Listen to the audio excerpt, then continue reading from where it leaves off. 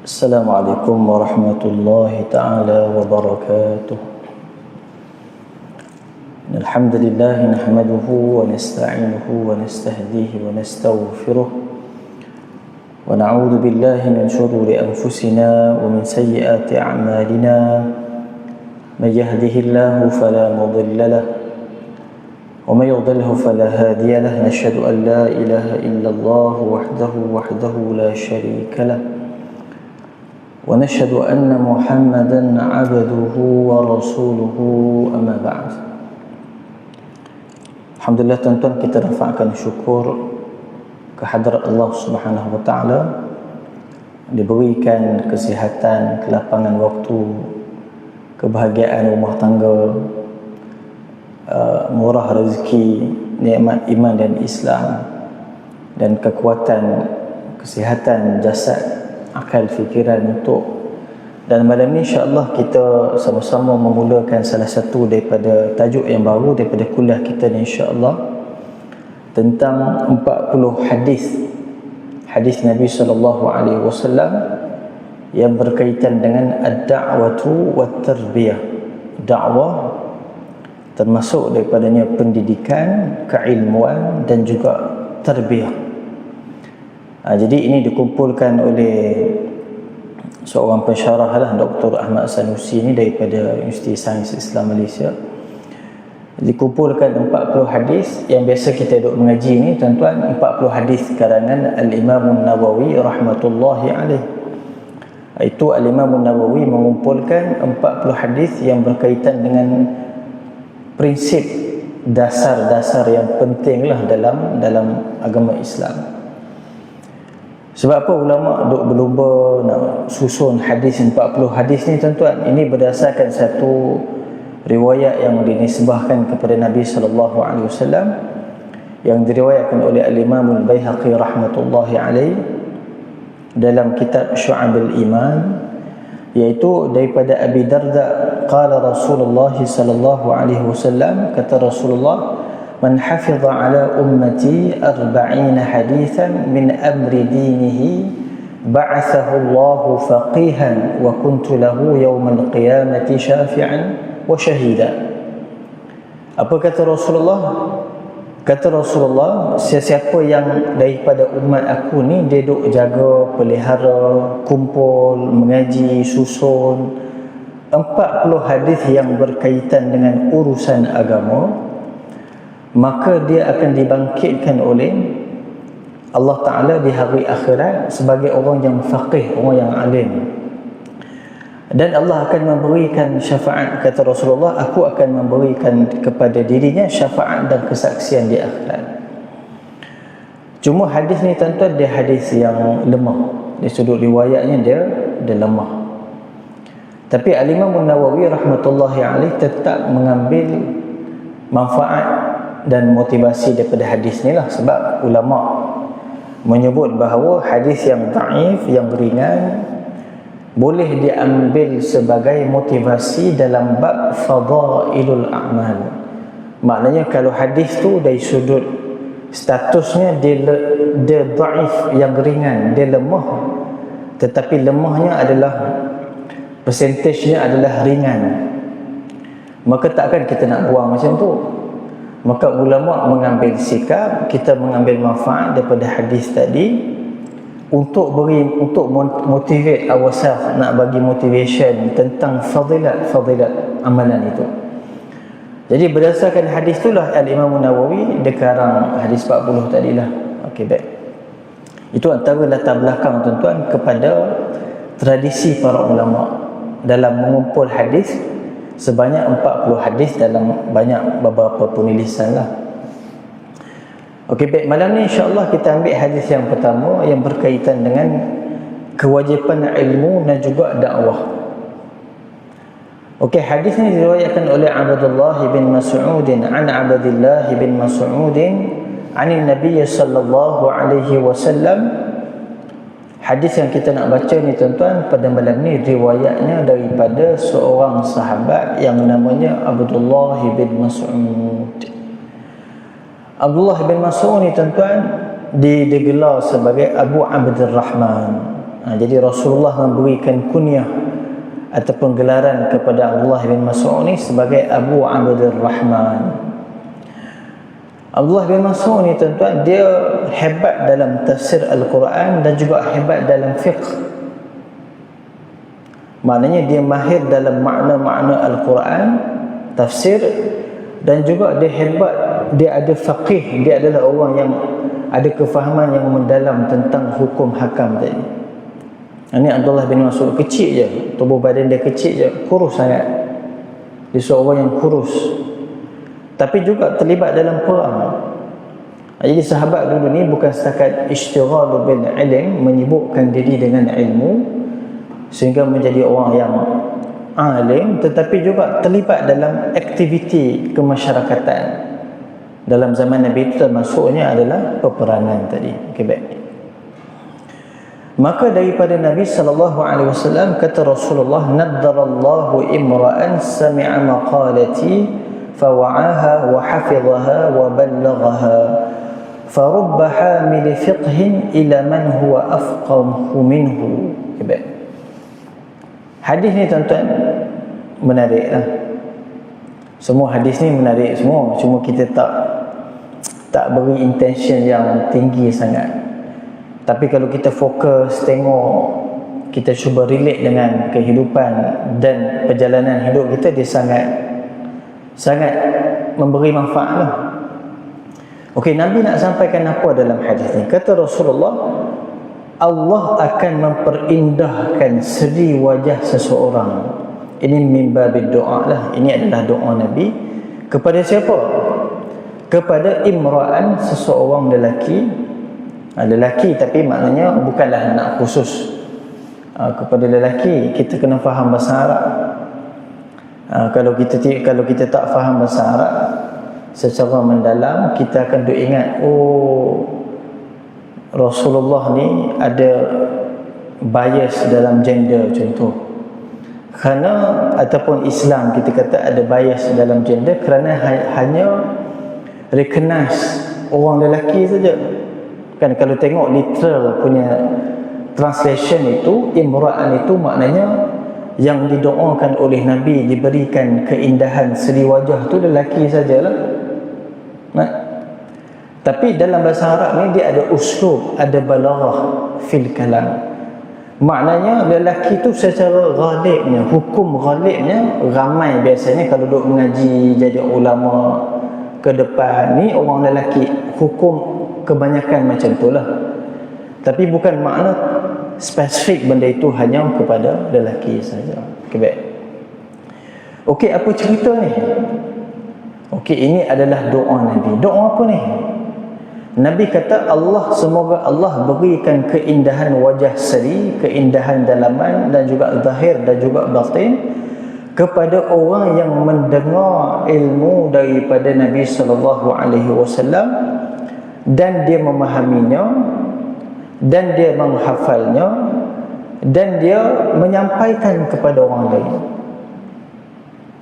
Ini kata para ulama antara bukti bahawa kalau nak berdakwah tak semestinya pandai dalam ilmu, semua ilmu tak.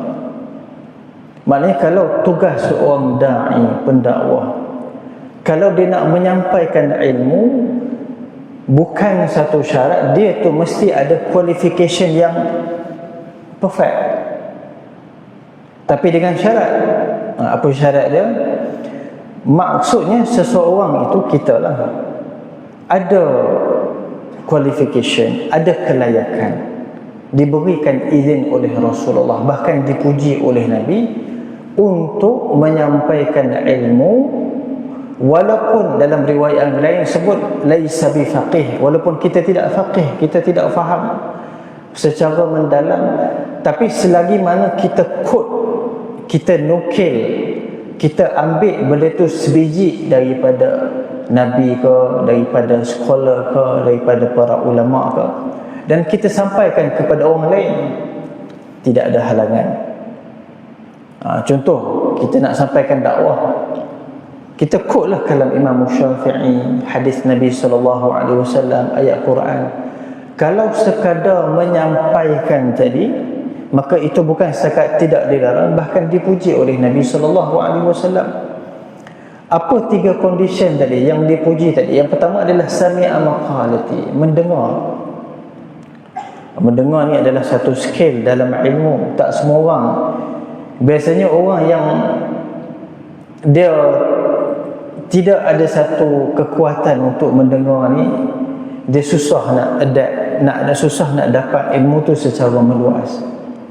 Kalau kita tengok antara kelebihan para sahabat, para ulama, orang-orang yang berilmu ni, salah satunya dia ada skill dan kemahiran dalam mendengar. Maka termasuk yang dipuji oleh Nabi itu adalah sami' maqalati, mendengar perkataan Nabi, hadis Nabi, ilmu daripada Rasulullah, Quran yang disampaikan oleh Nabi SAW. Itu prasyarat yang pertama. Yang kedua, fawa'aha, dia faham secara zahir lah. Bukan faham deep-deep ni. Dia faham lah, takkan kita nak sampaikan sesuatu tak faham. Contoh, dia dengar ustaz cakap, dia dengar ulama cakap, dia dengar perkataan Nabi SAW, dia faham secara makna zahirnya, dia tahu itu adalah mesej dan maksudnya, cukup. Itu yang kedua. Wa hafidhaha, dan dia hafal teks tadi, the actual teks yang dia dengar tadi. Yang ketiga ialah wa ballaghaha, dalam riwayat yang lain wa ballaghaha kama sami'aha, dan dia sampaikan sebagaimana dia dengar. Jadi ulama mengatakan ini merupakan dalalatun, dalil dan bukti bahawa setiap daripada kita ni ada hak untuk menyampaikan dakwah. Dengan syarat kita menyampaikan itu the actual resources, the actual text yang kita quote, yang kita ambil daripada ilmu Nabi SAW, daripada kefahaman para ulama, syarahan-syarahan yang mu'tabar. Okay, baik. Itu yang pertama. Maknanya kalau orang sekadar mendengar, itu bukan satu benda yang rendah di sisi Islam. Okay, baik. Apa makna naddarallahu imra'an? Naddara ni maknanya doa daripada Nabi SAW kepada umat dia. Jadi semoga kita termasuk di kalangan yang didoakan oleh Nabi ni. Naddara ni maknanya, orang Melayu kita ada nama nadhirah. Ada nadhirah, bercahaya, keindahan wajah. Ini nak bagi tahu orang yang terlibat dengan ilmu, yang menyibukkan diri dengan mendengar ilmu, menghadiri majlis ilmu, menyampaikan ilmu, faham dan minat kepada ilmu, itu Allah akan berikan satu, maknanya wajah berseri lah. Wajah dia zahir dan batinnya ada cahaya, ada keindahan di sisi Allah Subhanahu wa ta'ala. Okay, baik. Itu yang pertama. Yang kedua, kata Nabi SAW, farubba hamili fiqhin ila man huwa afqahu minhu. Okay, ini menarik. Semua menarik lah tuan-tuan. Kemudian Nabi sebut pula, boleh jadi seorang guru yang duk bercerita tadi, seorang pendakwah yang tengah menyampaikan ilmu tadi, seorang perawi yang sedang meriwayatkan dan menyampaikan hadis daripada Nabi tadi, boleh jadi dia tu biasa-biasa je. Dia hanya, kelebihan dia tu setakat memorizing, dia boleh ingat. In term dari sudut dia nak deep faham tu, dia tak ada capacity. Ada orang macam tu. Kalau kita tanya dia ingat. Ustaz tu sebut macam tu, dia pernah baca hadis Nabi kata macam tu, dia dengar ayat Quran macam tu. Allah berikan kelebihan memori kepada dia, ingatan kepada dia. Okay, baik. Maknanya sekarang ni Nabi nak establish kelebihan dekat sini. Nabi nak cuba appreciate keperbezaan yang ada pada orang yang attach dengan ilmu tadi. Orang yang terlibat dengan ilmu tu, dia ada kelebihan yang berbeza-beza. Nabi tak merendahkan ini, tak merendahkan ini, tapi Nabi meraihkan setiap orang yang ada kelebihan dan kapasiti yang berbeza. Apa kata Rasulullah? Farubba hamili fiqhin ila man huwa afqahu minhu.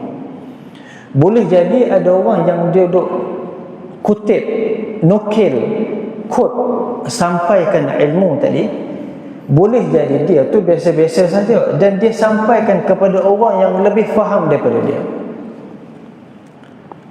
Contoh saya duduk berceramah kat sini, ataupun kita dulu tuan-tuan pernah ada seorang guru yang kita duduk mengaji dekat sekolah ke, dekat masjid ke. Guru tu boleh jadi kefahaman dia tu biasa saja. Dia baca kitab, dia faham secara general, dia sampaikan kepada kita. Kita ni kebetulan Tuhan bagi cerdik sikit. Jadi boleh jadi kata Rasulullah, ada orang yang mendengar hadis, mendengar ilmu tu daripada pihak yang sedang menyampaikan ilmu. Orang yang mendengar tu lebih faham, lebih faqih. Sebab tu ulama bahas, adakah Imam Syafi'i lebih faqih daripada para sahabat? Maknanya imam-imam mu'tabar, al-Imam Syafi'i, al-Imam Ahmad, al-Imam Malik, al-Imam Abi Hanifah, ini zaman tabi'in, zaman selepas sahabat yang duk jadi mazhab tu balik ke situ.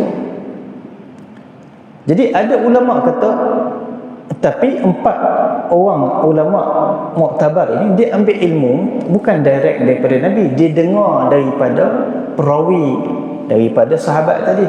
Tapi dia orang ni lebih IQ-nya lebih tinggi, kefahamannya lebih bagus.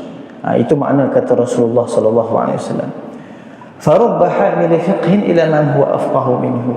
Boleh jadi ada orang tu dia punya tugas dan juga kemampuannya sekadar menyampaikan ilmu bagus, Nabi doakan dia, Nabi puji dia, tapi boleh jadi kita menyampaikan kepada orang yang lebih bagus. Itu tuan-tuan, kalau yang kerja sebagai guru ni, kadang-kadang guru tu rasa bangga, dia takat duk mengaji degree je, anak murid ni hebat, ada yang jadi ilmuwan, ada yang jadi ilmu yang macam-macam. Sebab apa? Sebab seorang guru tadi dia menyampaikan ilmu kepada anak murid yang ada potensi yang lebih besar. Maka itu antara doa ataupun perkataan Nabi sallallahu alaihi wasallam. Barangkali orang yang memahami hadis tadi, yang menyampaikannya, dia menyampaikan kepada orang yang lebih faham daripada dia. Sebab itu jangan merendah-rendahkan urusan dakwah. Kan kadang-kadang kita tak berapa nak minat pada orang ustaz ni. Selagi mana seseorang pendakwah tu menyampaikan ilmu dengan disiplin yang betul, dengan cara yang betul, walaupun tidak terlalu deep. Kadang-kadang ada orang ni dia nak deep sangat, alah tak kritikal lah ustaz ni, tak kritis. Ataupun dia kata alah duk berceramah kosong contoh. Kadang-kadang ada kebaikan daripada seseorang itu apabila dia sampaikan dan orang yang mendengar tu boleh huraikan yang lebih secara lebih mendalam tadi. Okay, baik. Itu bahagian pertama daripada hadis ini. Okey, baik. Kemudian kata Ibn Qayyim rahmatullahi alaih, dia kata apa? Walau lam yakun fi fadl al-'ilm illa hadha wahdahu lakafa bihi sharafan fa inna an-nabiy sallallahu alaihi wasallam da'a liman sami'a kalamahu wa wa'ahu wa hafizahu wa ballaghahu. Kata para ulama, antaranya adalah yang disebut oleh Ibn Qayyim tadi. Dia kata apa? Dia kata kalau bab mengaji ilmu ni tak ada hadis lain yang duduk cerita pasal kelebihan mengaji ilmu ni melainkan hadis ini, lakafa bihi syarafan, cukup memadai untuk memberikan kemuliaan kepada orang yang menuntut ilmu. Yang kita duduk dengar hadis lain ni banyak lagi. Man salaka tariqan yaltamisu fihi ilman, Allah permudahkan jalan pergi ke syurga. Kata para ulama, kalau tak ada hadis-hadis lain melainkan hadis ini, dah cukup. Sebab dah dapat doa daripada Nabi tadi kepada orang yang sekadar duduk mendengar, menyampaikan. Itu satu kelebihan yang sudah besar di sisi Nabi sallallahu alaihi wasallam. Okay, baik, itu bahagian pertama daripada hadis. Apa pengajaran dia, tuan-tuan? Okey, pengajaran yang pertama, jangan kita mesti ada, kita kata, kemahiran yang betul dalam ilmu, merangkumi 4 tadi. So, pokoknya kita ambil satu daripada 4 tadi. Apa dia? Yang pertama, dia mendengar ilmu. Yang kedua, memahami makna yang umum, menghafalnya dan menyampaikannya. Itu cukup. Yang kedua, pengajaran daripada hadis ini, bahagian yang pertama tu ialah Nabi mendoakan orang yang walaupun tidak faqih, tidak faham secara mendalam, tapi selagi mana dia menyampaikan the actual text, the actual perkataan daripada resources itu disampaikan kepada pihak yang lain sebagaimana yang dilakukan oleh para sahabat Nabi, lakafa bihi syarafan, cukuplah kemuliaan bagi dia. Dan begitulah cara Islam tersebar. Sebab itu kata para ulama, antara tonggak kepada tradisi Islam ini salah satunya sanad. Kan ilmu sanad. Dalam agama lain mana ada ilmu sanad? Kita dalam Islam ni ada Quran, ada sunnah Nabi SAW. Quran memang Allah dah pelihara. Allah dah janji akan jaga dari sudut tidak akan berlaku penyelewengan kepada Al-Quran. Yang kedua adalah hadis Nabi. Ini macam mana nak jaga? Maka ulama menjaga dengan ilmu hadis. Adanya cara nak hafal, cara nak jaga, cara nak sampaikan, disiplin nak menerima daripada orang. Ini tradisi-tradisi yang mengukuhkan keilmuan dan juga ketulinan sumber Islam tadi.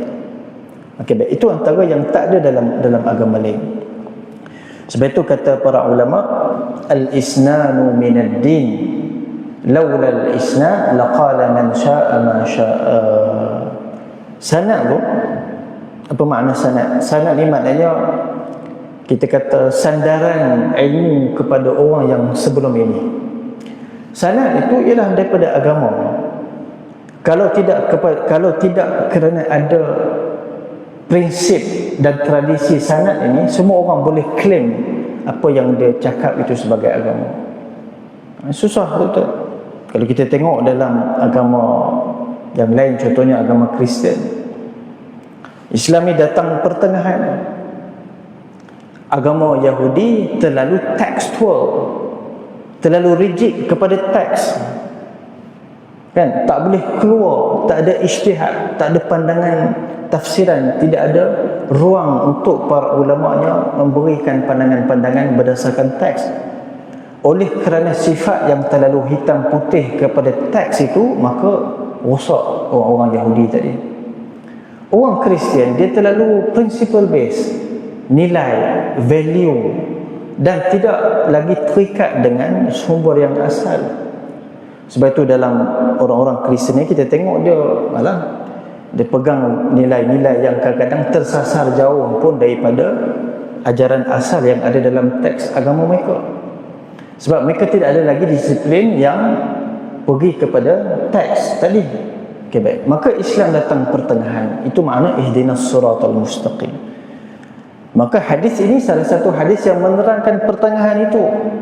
Islam mengiktiraf, memuji dan memberikan, kita kata, kedudukan kepada orang yang menjaga teks tadi, ilmu hadis. Dia riwayat, disampaikan, dia tak analisis pun.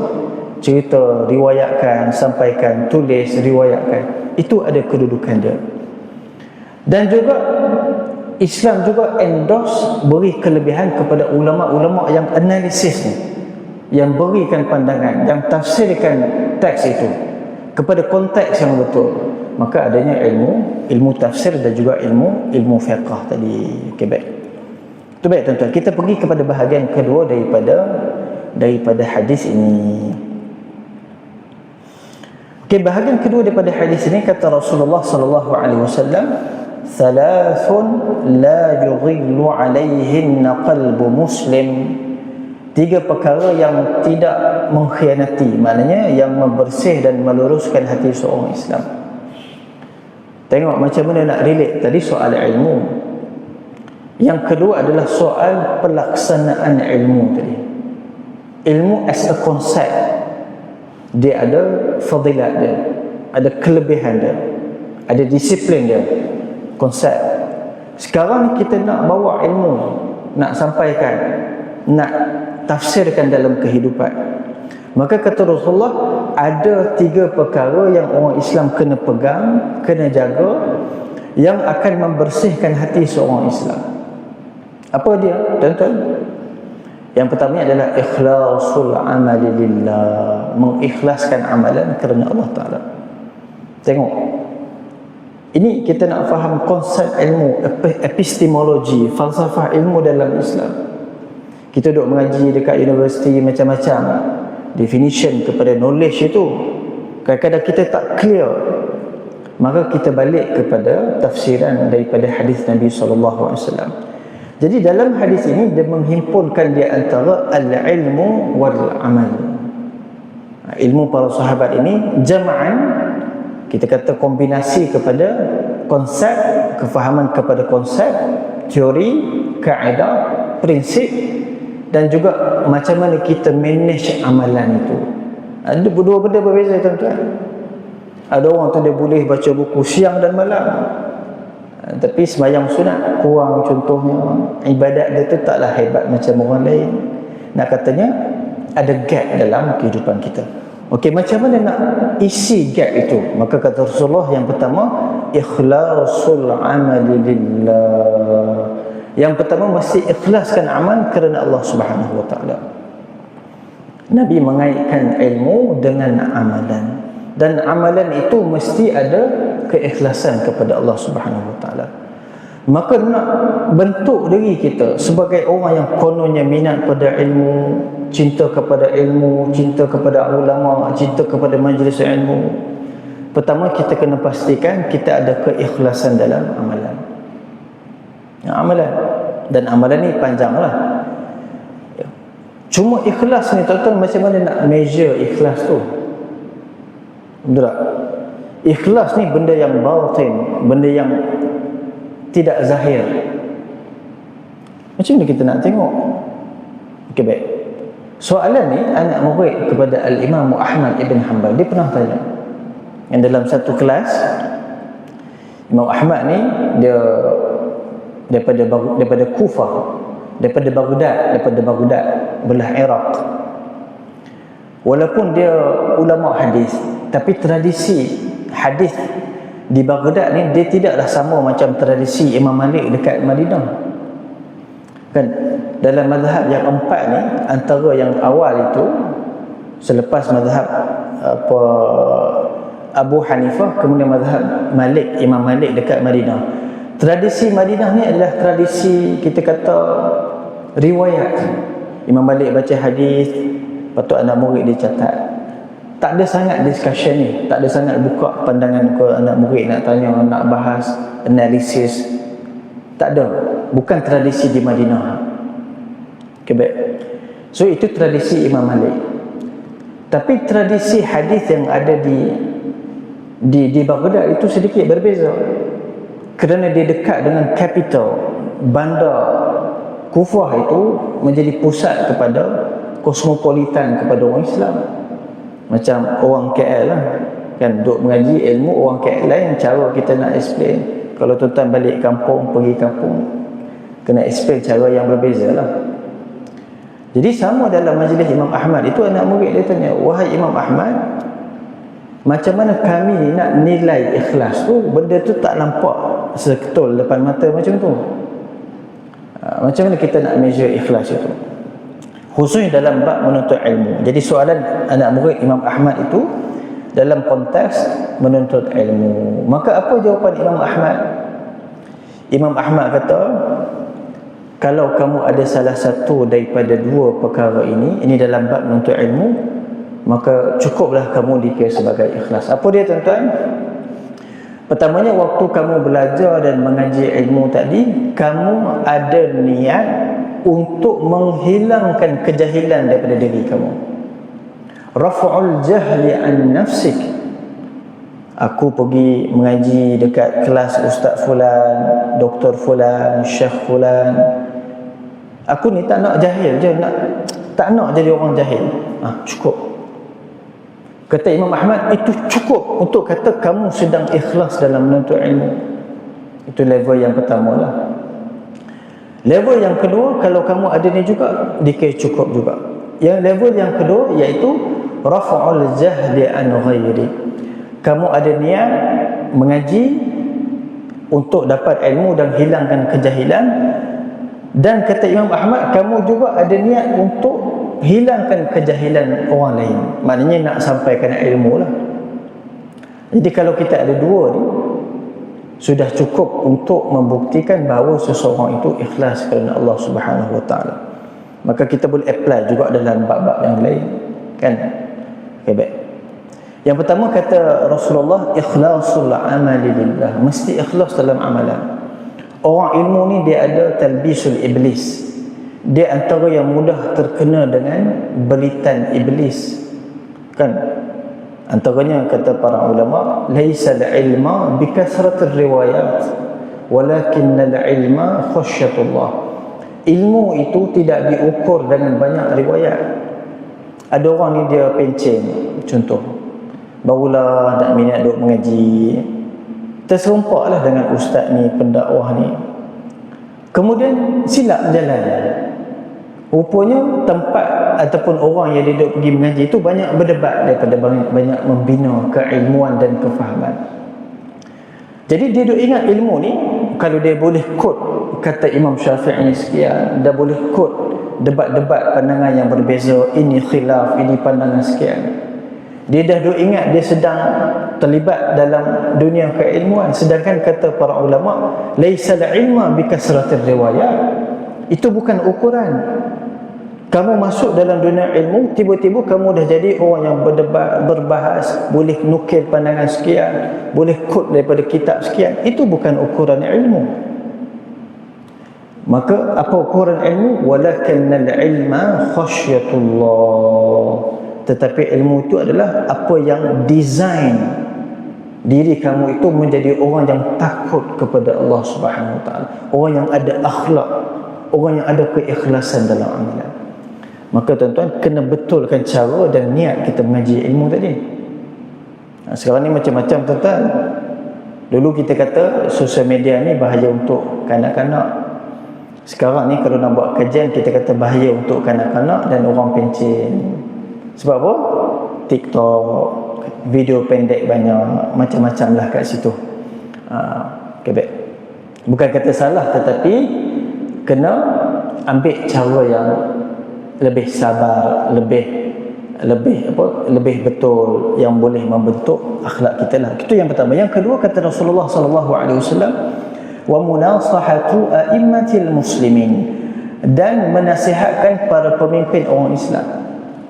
Jadi benda yang kedua yang perlu ada pada diri orang yang Islam yang minat pada ilmu ni adalah nasihat kepada pemimpin.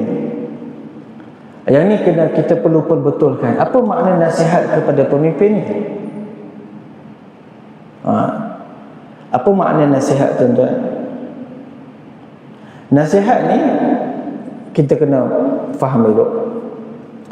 Sebab kita faham dalam konteks, kita kalau sebut nasihat kepada pemimpin ni terus datang dalam kepala kita dalam sistem demokrasi. Saya tak kata itu salah, tapi apa makna nasihat?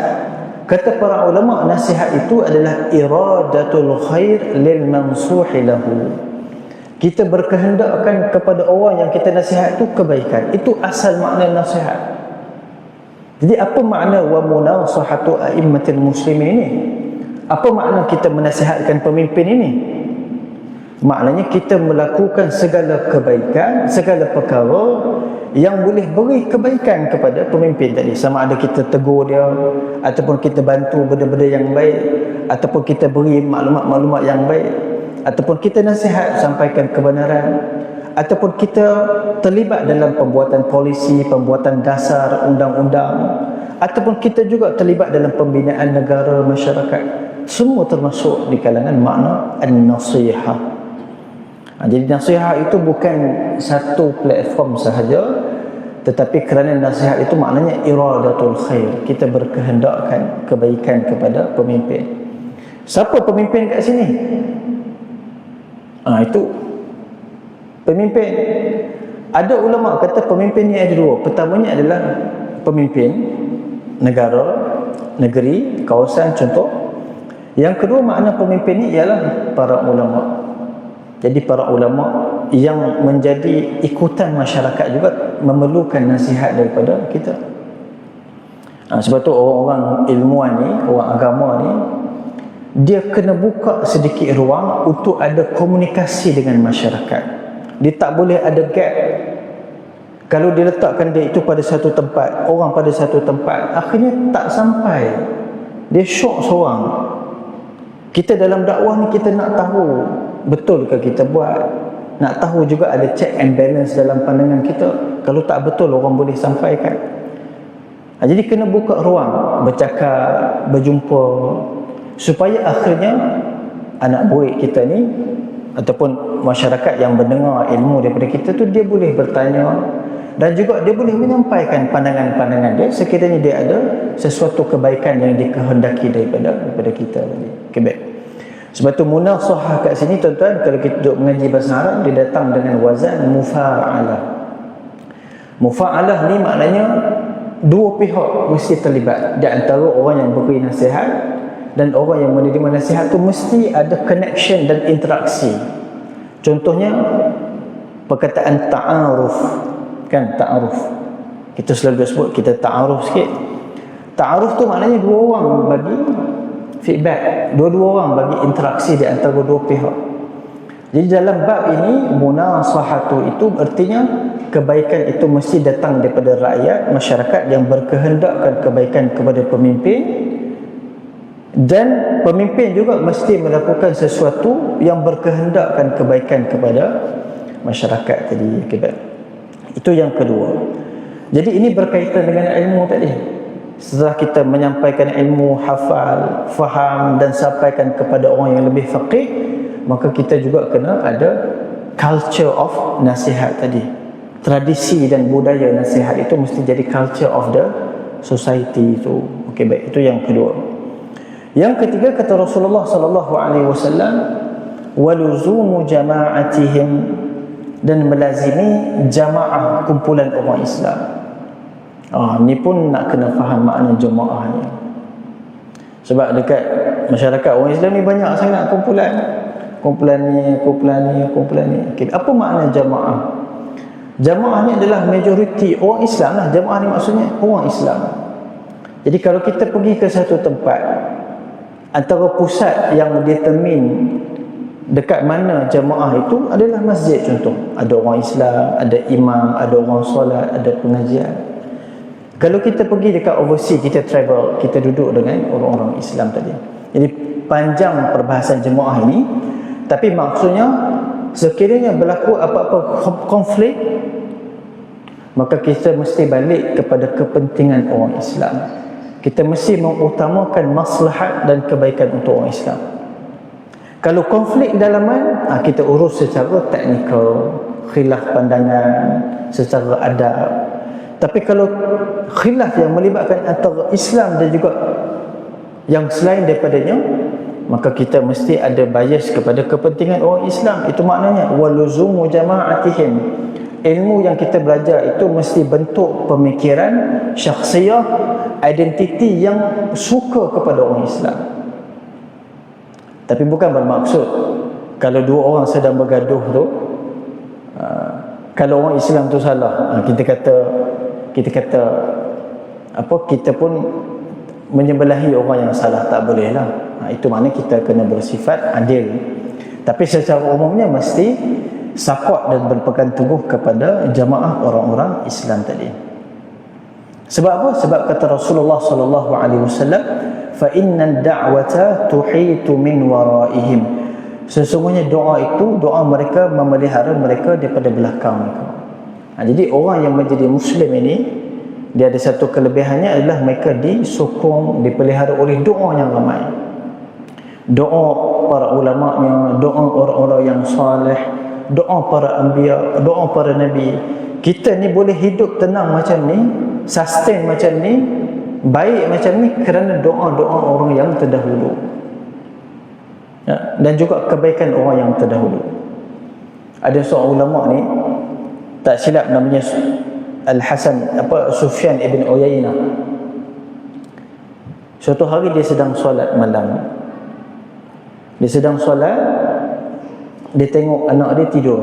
Anak dia tidur tepi dia lah. Zaman dulu mungkin tak ada bilik masing-masing kan, sekali tidur. Kemudian apabila dia duduk renung, dia tengok anak dia tadi, dia kata apa? Dia kata, wahai anakku, Abah akan banyakkan salat untuk kamu. untuk masa depan kamu, supaya kamu stabil hidup dalam dunia yang mencabar ni, kamu diberikan kebaikan. Dengan apa? Dengan memperbanyakkan salat. Apa dalil yang dia pakai tadi? Dia berdalilkan salah satu cerita dalam surah Al-Kahfi tentang seorang anak yatim, yang mana kata Allah Ta'ala, wa kana abuhuma salihah. Dalam surah Al-Kahfi ada seorang anak yatim yang Allah jaga kehidupan dunia dia hanya semata-mata arwah pak dia dulu, arwah abah dia dulu tu adalah orang yang salih. Daripada cerita itu, ulama bagi keluarkan pandangan mengatakan bahawa kita ni boleh mewariskan kebaikan dunia dan akhirat untuk anak kita tu semata-mata kita jadi orang yang salih. Macam kita tuan-tuan, tuan-tuan ada anak yang berjaya, kita tuan-tuan pun berjaya.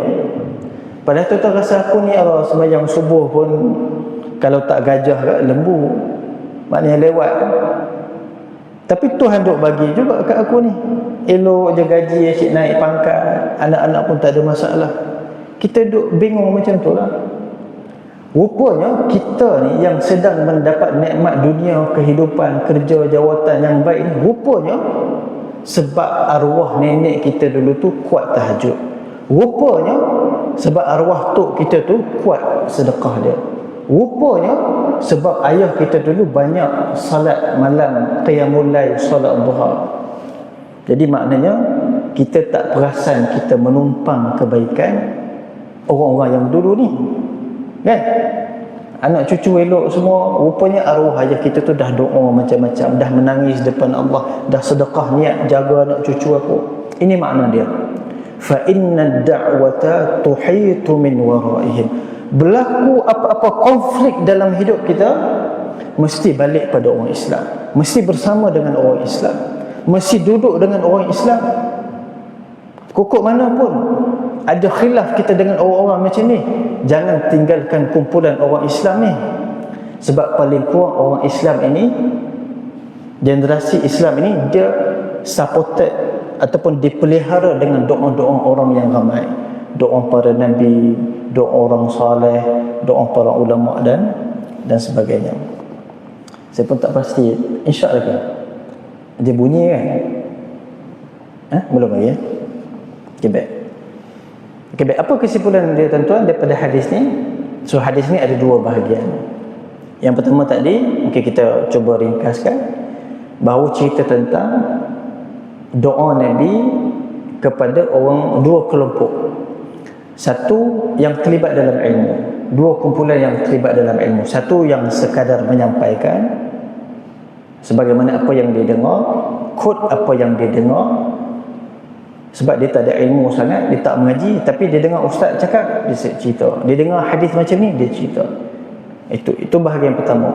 Yang kedua adalah recognize kepada kelompok yang faham, yang ada kemampuan untuk analisis, untuk seorang yang faqih. Kedua-duanya ada sumbangan dalam Islam. Itu yang pertama. Yang kedua, bahagian yang kedua daripada hadis tadi, kita ceritakan tentang apabila seseorang tu dah mengaji ilmu, maka ada tiga perkara yang dia kena jaga supaya pelihara ilmu dia tadi. Pertama, dia kena ikhlas dalam amalan. Ikhlas mengaji, ikhlas beramal. Ini antara benda yang sukar. Apa kesan baik daripada ikhlas? Kita tak ada penting dirilah. Masalah orang duk bergaduh, duk bersaing dalam dakwah sekarang ni, kan?